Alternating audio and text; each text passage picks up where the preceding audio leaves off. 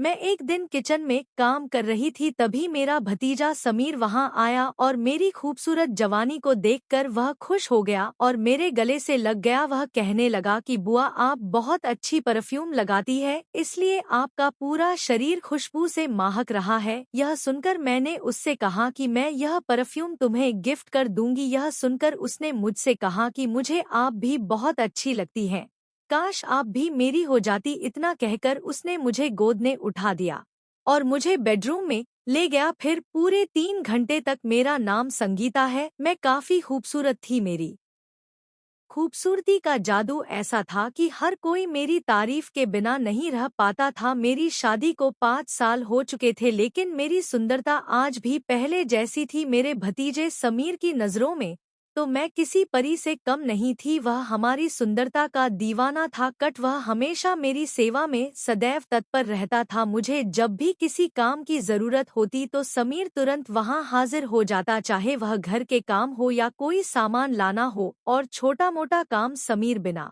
किसी हिचकिचाहट के सब कर देता था। उसकी इस भक्ति और लगन ने मुझे कई बार सोचने पर मजबूर कर दिया था। एक दिन किचन में मैं खाना बना रही थी, तभी अचानक समीर ने पीछे से आकर मुझे पकड़ लिया। फिर लगातार 4 बार मेरी एक दिन मेरे घर की लाइट खराब हो गई थी। पति को ऑफिस में ज्यादा काम आ गया था। उन्होंने घर लेट से आने को कहा। उसी वक्त मेरी भाभी का फोन आ गया। भाभी ने मेरी परेशानी की वजह पूछी तो मैंने बता दी और साथ में यह भी कह दिया कि अगर तुम्हारे पति के पास समय हो तो उन्हें भेज देना। यह सुनकर भाभी कहने लगी कि मेरे पति बाजार सब्जी लेने गए हुए हैं, मेरा बेटा समीर घर पर है और उसे लाइट का काम भी आता है, उसे तुम्हारे घर भेज देती हूँ। जब मेरी भाभी ने अपने बड़े बेटे का नाम लिया तो मैंने उसे तुरंत कह दिया, हाँ प्लीज समीर को भेज दो, अभी मुझे खाना बनाना है और घर में बहुत अंधेरा है। यह कहकर मैंने फोन रख दिया और समीर के आने का इंतजार करने लगी। मैं अपने भतीजे समीर के बारे में सोचने लगी कि वह बचपन में कितना शरारती हुआ करता था, हमेशा मस्ती और शरारतें करता रहता था, लेकिन अब वह बड़ा हो गया था, जिम्मेदार हो गया था। कुछ देर बाद दरवाजा खटकने की आवाज आई। मैंने दरवाजा खोला तो देखा समीर खड़ था। उसके चेहरे पर वही पुरानी मासूमियत थी, लेकिन अब उसकी आंखों में जिम्मेदारी की झलक थी। समीर ने मुस्कुराते हुए कहा, नमस्ते बुआ। मैं अपने भतीजे को देखकर बहुत ज्यादा हैरान हो गई थी तो मेरा भतीजा हंसकर कहने लगा, आप अभी तक वैसी की वैसी हसीन है। समीर ने तुरंत मुझे अपने गले से लगा लिया। मैं भी उसकी बाहों में समा गई, मगर मुझे उस वक्त एक अजीब सा एहसास होने लगा था, इसलिए मैं फौरन उससे अलग हो गई। अरे आप तो अपनी तारीफ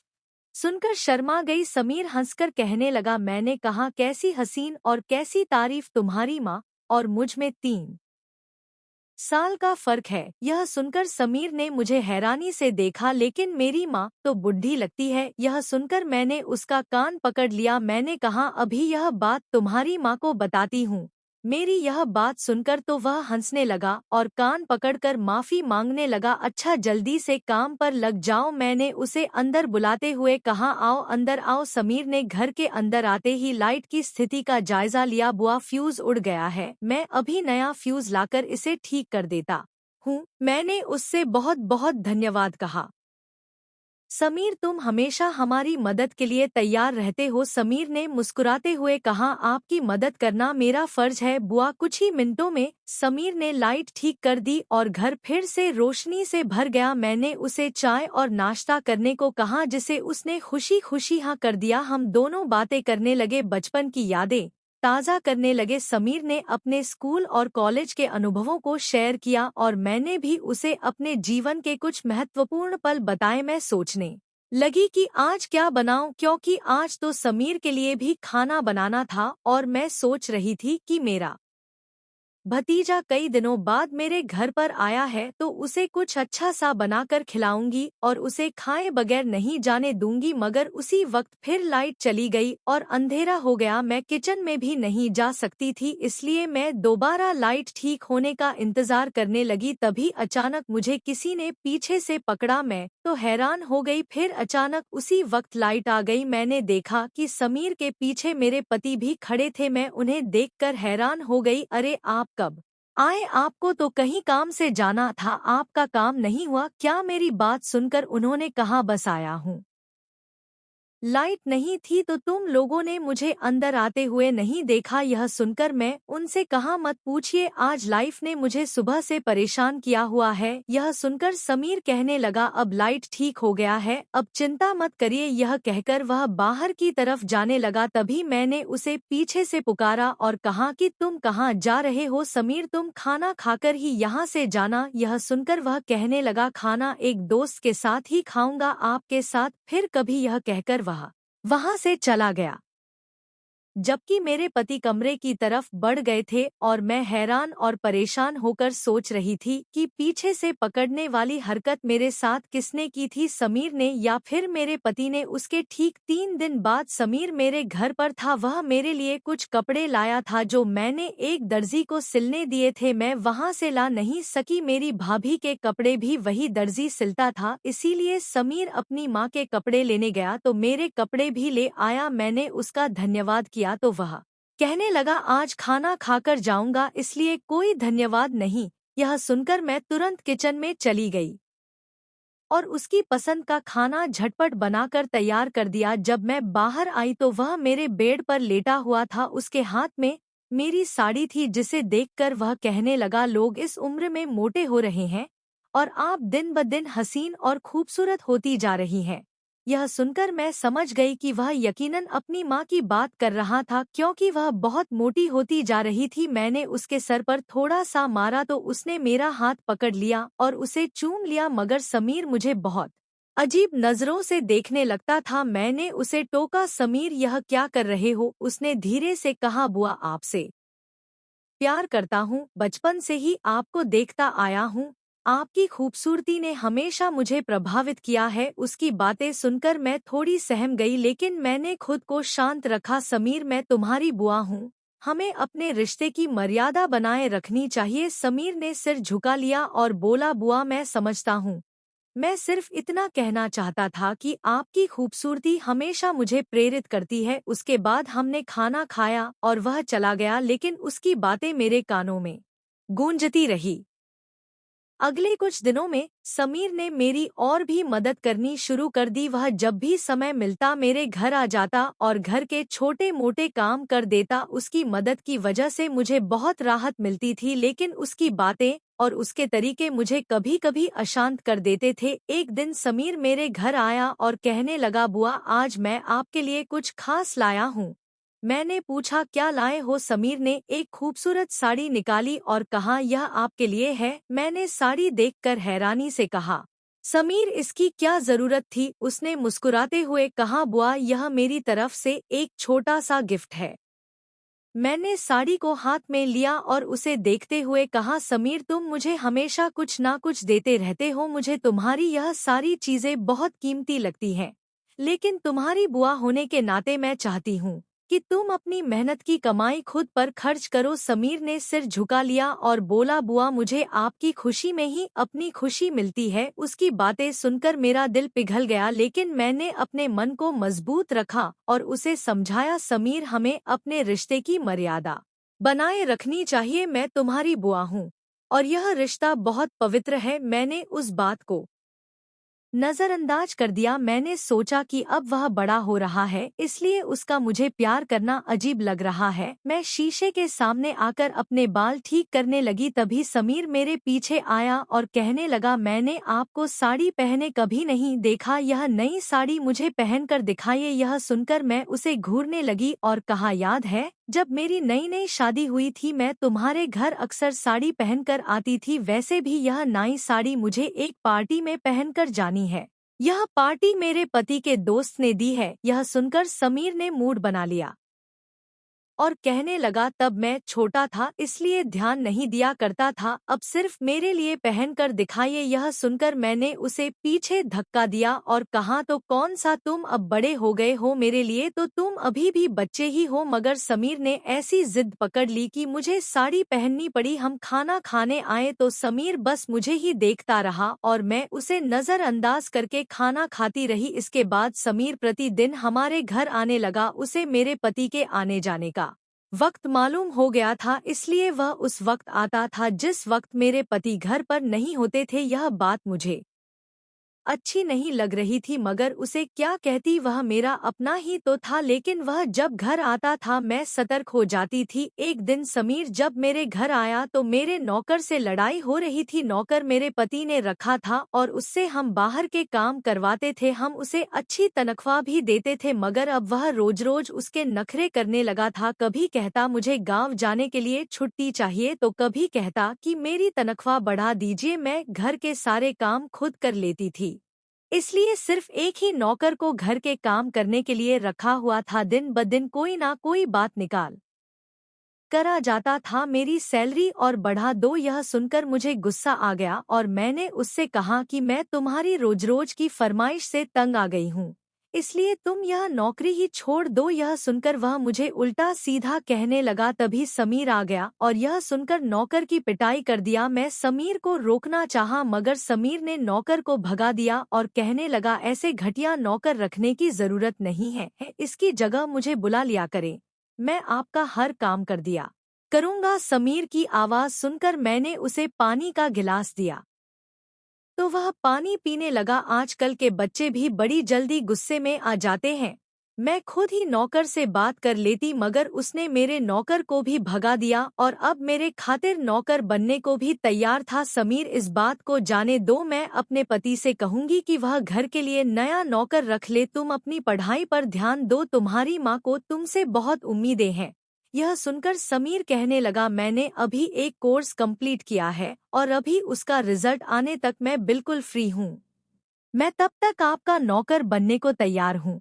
और वह भी फ्री में। यह कहकर वह हंसने लगा। लेकिन आप यह बात मेरी माँ को नहीं बताएगी। समीर की यह बात सुनकर मैं चौंक गई। वह कहने लगा कि वह मेरी माँ है, मुझे अच्छा नहीं लगेगा कि उनका बेटा किसी का नौकर बन जाए। यह सुनकर मुझे भी हंसी आ गई। उस दिन के बाद मैं समीर से कहा कि तुम जब भी फ्री रहो तब मेरे घर पर आ जाया करो मेरे काम करने। मगर उस दौरान मैंने अपने पति से कह दिया कि वह नया नौकर तलाश कर ले, क्योंकि मैं नहीं चाहती थी कि समीर नौकरों वाला काम करे। मगर शायद यह बात मेरे पति के ध्यान में नहीं थी, या शायद उन्हें अभी तक नौकर नहीं मिला था, तभी तो कई दिनों तक नहीं आया। तब समीर बेचारा ही सारे काम करता था। एक दिन मैं फ्री थी तो सोचा कि अपने भाभी के घर चली जाती हूँ। वहाँ गई तो उसके दोनों बच्चे मुझे देखकर खुश हो गए, लेकिन समीर घर पर नहीं था। मैंने भाभी से पूछा तो वह कहने लगी, समीर घर पर नहीं है, पता नहीं सारा दिन कहाँ आवारों की तरह घूमत फिरता है। कोर्स भी कंप्लीट कर लिया है तो खुद को पढ़ाई से आजाद समझ रहा है। मैंने अपने पति से कल भी कहा था कि लड़कों का पता रहना चाहिए कि वह क्या कर रहे हैं, कहाँ जा रहे हैं, सारा दिन कहाँ छुपे रहते हैं। यह सुनकर मुझे हैरानी हुई।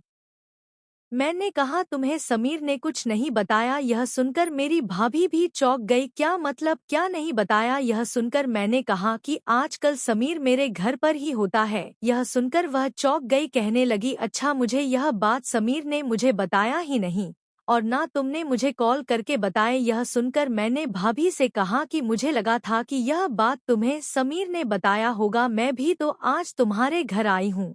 यह सुनकर मेरी भाभी बेफिक्र हो गई और कहने लगी, चलो अच्छा है, मैं तो समीर की वजह से बहुत परेशान थी और मुझे इस मोटापे ने तंग करके रख दिया है, वरना तुम्हारे घर आती तो यह बात मुझे भी पता चल जाती। खैर, यह भी ठीक है कि वह आवारा दोस्तों के साथ नहीं रहता है और उनके साथ पढ़ने की बजाय अपनी बुआ के घर चला जाता है। तुम उसका ख्याल रखा करो। मेरी भाभी बेफिक्र। मैं भाभी के घर से अपने घर वापस आई तो पति को कॉल किया तो उसने कहा कि मैं घर देर से आऊंगा। यह सुनकर मुझे थोड़ा सुकून मिला, मगर मैं जैसे ही अपने कमरे में आई मैं हैरान रह गई। सामने मेरे बेड पर समीर सो रहा था, बहुत गहरी नींद में था, इसीलिए मैंने उसे जगाना सही नहीं समझा। उधर मेरी भाभी का मैसेज आया कि अभी तक समीर घर नहीं आया। मैं समीर की वीडियो बनाई और भाभी को भेज दिया। आजकल वह तुम्हारे घर का ज्यादा चक्कर लगा रहा है। सुनकर मैंने उनसे कहा कि समीर बड़ा होता जा रहा है, इसलिए बदलाव चाहता है। तुम बेफिक्र रहो, मैं इसका ख्याल रखूंगी। यह सुनकर मेरी भाभी तो बेफिक्र हो गई, मगर मैं बेचैन थी कि मेरे पति आएंगे तो उन्हें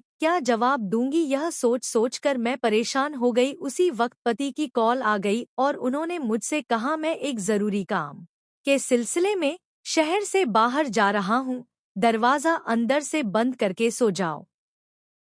यह सुनकर मैं बेफिक्र हो गई। ऐसा पहले भी कई बार हुआ था, इसीलिए मैं पहले भी घर में अकेली रह चुकी थी, लेकिन आज तो घर पर समीर भी मौजूद था, इसलिए मैं बेफिक्र होकर दूसरे कमरे में आ गई और सो गई। मैं सुबह जागी तो मैंने कमरे में जाकर देखा तो वह अभी तक सो रहा था। मैंने उसे हाथ लगाया तो वह चौंक गया, क्योंकि उसे बहुत तेज बुखार था। मैंने उसे नींद से जगाया तो वह बोला, मेरे सर में बहुत तेज दर्द है। मैंने तुरंत डॉक्टर को कॉल किया। समीर का सर दबाने लगी तो वह बेहोशी में बड़बड़ाने लगा, बुआ मुझे आप बहुत अच्छी लगती हैं।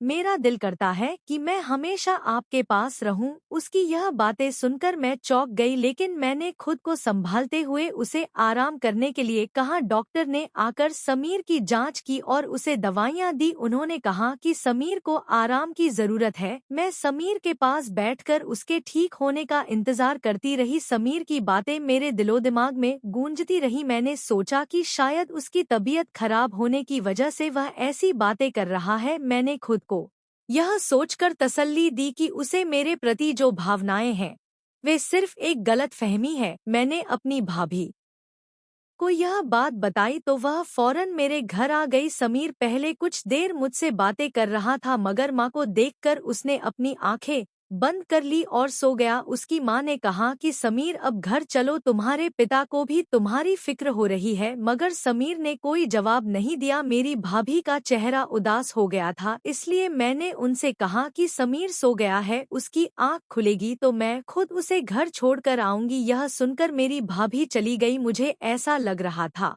कि दोनों माँ बेटे के बीच कुछ चल रहा था, मगर मेरी भाभी ने यह बात मुझे नहीं बताई थी। मुझे इस बात पर हैरत हो रही थी। माँ के जाते ही समीर ने अपनी आंखें खोल दी और मुझसे कहा कि मेरा सर दबा दो। मैंने उसका सर अपनी गोद में रख लिया और दबाने लगी। मैंने उससे पूछा, समीर तुमने अपनी माँ को देखकर आंखें क्यों बंद कर लिया था? यह सुनकर समीर कुछ देर तो खामोश रहा, फिर कहने लगा, मेरी माँ मुझसे खुश नहीं है। उन्हें लगता है कि मैं जैसे जैसे बड़ा होता जा रहा हूँ वैसे वैसे बिगड़ता जा रहा हूँ। वह पापा के सामने मेरी बेइज्जती करती है, इसलिए मैं घर नहीं जाना चाहता हूँ। समीर की यह बात सुनकर मैं चौंक गई।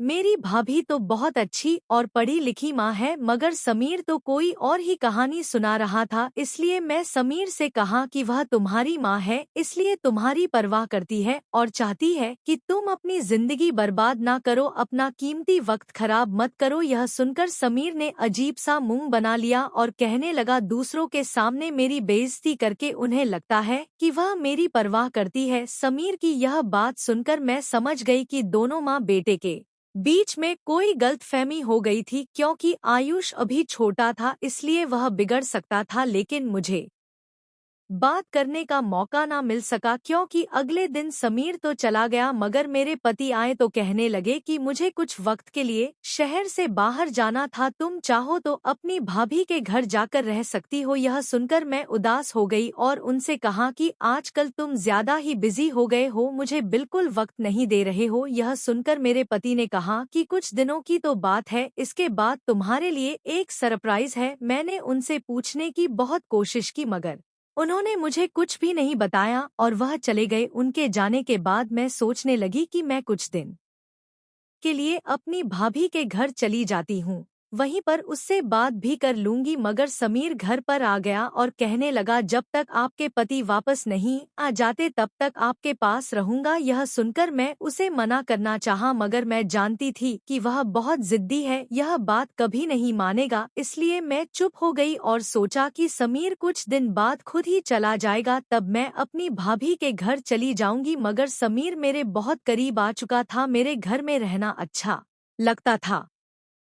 वह भाग भाग कर मेरे सारे काम करता था। समीर के घर में रहने से मुझे राहत तो मिल रही थी, लेकिन उसकी मौजूदगी ने मुझे असहज भी कर दिया था। उसने हमेशा मेरी मदद की और मुझे आराम देने की कोशिश की, लेकिन उसकी नजरें और बातें कभी कभी मुझे अजीब लगती थी। एक दिन जब मैं किचन में खाना बना रही थी, समीर अंदर आया और कहने लगा, बुआ मैं आपकी मदद कर दूं। मैंने मुस्कुराते हुए कहा, नहीं समीर, मैं सब संभाल लूंगी, तुम आराम करो। मगर उसने मेरी बात नहीं मानी और मेरे साथ किचन में ही काम करने लगा। उसने मुझे कुछ तक देखा और फिर धीरे से कहा, बुआ आप सच में बहुत खूबसूरत है। उसकी बातें सुनकर मैं थोड़ी असहज हो गई। मैंने उसे टोका, समीर हमें ऐसी बातें नहीं करनी चाहिए, हमें अपने रिश्ते की मर्यादा बनाए रखनी चाहिए। मगर जब भी माँ का जिक्र आता तो वह उदास हो जाता था। उस दिन भी मेरी भाभी का फोन आया तो वह समीर से बात करना चाहती थी, मगर समीर ने मुझे दूर से इशारा किया और कहा कि माँ से कह दो कि मैं यहाँ पर नहीं हूँ। मैंने समीर की वजह से अपनी भाभी से झूठ बोल दिया था। वह खुश हो गया और मेरे गले से लग गया। वह कहने लगा कि आप बहुत अच्छी परफ्यूम लगाती है। यह सुनकर मैंने उससे कहा कि मैं यह परफ्यूम तुम्हें गिफ्ट कर दूंगी। यह सुनकर उसने मुझसे कहा कि मुझे आप भी बहुत अच्छी लगती हैं, काश आप भी मेरी हो जाती। यह सुनकर मैं चौंक गई और समीर को खुद से अलग कर दिया। आज उसने बहुत अजीब बात कह दिया था। मैं किचन में आ गई और खाना बनाने लगी। उस बीच समीर के दोस्त का फोन आ गया और वह कहने लगा कि मुझे अपने दोस्त के साथ कहीं जाना है, मैं शाम तक घर आ जाऊं। वह जैसे ही घर से निकला, मैं अपनी भाभी के घर आ गई और उससे समीर की सारी अजीबोगरीब हरकतों के बारे में सब कुछ बता दिया। मैंने उनसे कहा कि तुम समीर की माँ हो, इसलिए तुम्हें यह सब सुनकर बहुत बुरा लगेगा, मगर मैं यह सब कब से नोट कर रही थी, मगर आज बताने का हौसला कर रही हूँ। यह सुनकर मेरी भाभी कहने लगी, मैं समीर की माँ नहीं हूँ। मेरी आंखें फटी की फटी रह गई। यह तुम क्या कह रही हो? मेरे पूछने पर वह कहने लगी, हाँ यह सच है, समीर मेरा बेटा नहीं है और ना ही तुम्हारा भतीजा है। तुम्हें याद है जब मैं शादी के बाद घूमने गई थी तो वहाँ पर क्या हुआ था? यह सुनकर मुझे सब कुछ याद आ गया। मैंने कहा कि हाँ मुझे याद है, लेकिन उसका समीर के साथ क्या ताल्लुक है? यह सुनकर वह कहने लगी, दरअसल समीर हमें वहीं मिला था। उसकी माँ एक हादसे में मर चुकी थी और वह सड़क पर पड़ा रो रहा था। उसे देखकर मेरी ममता जाग गई और उसे अपने सीने से लगा लिया। हम उसे अपने होटल ले आए और हमने फैसला किया कि हम उसे पालेंगे, मगर मेरे पति ने कहा कि अगर हम इसे अभी वापस घर ले गए तो यह मेरा अपना बेटा नहीं कहलाएगा। जब यह बड़ा होगा तो लोग इसे बता देंगे कि यह हमारा बेटा नहीं था, बल्कि हमने इसे सड़क से उठा आया था। यह सुनकर मैं चौंक गई था। तब मेरे पति ने मुझसे कहा कि मैं सबको बता देता हूँ कि तुम यहाँ आकर प्रेग्नेंट हो गई हो और तुम्हें डॉक्टर ने लंबे सफर से मना किया है, इसलिए हम वापस नहीं आ रहे हैं। डिलीवरी का वक्त करीब आएगा तो हम सबको यही बताएंगे कि तुमने इस बच्चे को जन्म दिया है और यह हमारा बच्चा है। यह कहानी सुनकर मैं चौंक गई। मुझे याद है तुमने यह बात मुझे भी ऐसे ही कही थी, मगर मैं तुम्हारी भाभी थी, तुम मुझे तो सच बता सकती थी। मैंने उसे शिकायत की तो वह कहने लगी, मेरे पति ने कहा कि इस बच्चे को कभी इस बात का पता नहीं चलना चाहिए कि यह हमारा असली बेटा नहीं है, इसलिए यह राज हमारे बीच ही रहना चाहिए। यह सुनकर मैं समझ गई कि मेरी भाभी ने अपने पति के डर से यह बात मुझे नहीं बताई। समीर मेरा सगा भतीजा नहीं था, इसलिए वह मुझसे ऐसी बातें करता था तो मुझे अच्छा नहीं लगता था। मैं पति के आने तक अपनी भाभी के घर में रही और समीर मुझसे नाराज रहने लगा था, मगर इसके लिए यही बेहतर था। मेरा पति वापस आया तो उन्होंने मुझसे कहा कि हम यह शहर छोड़कर मुंबई जा रहे हैं।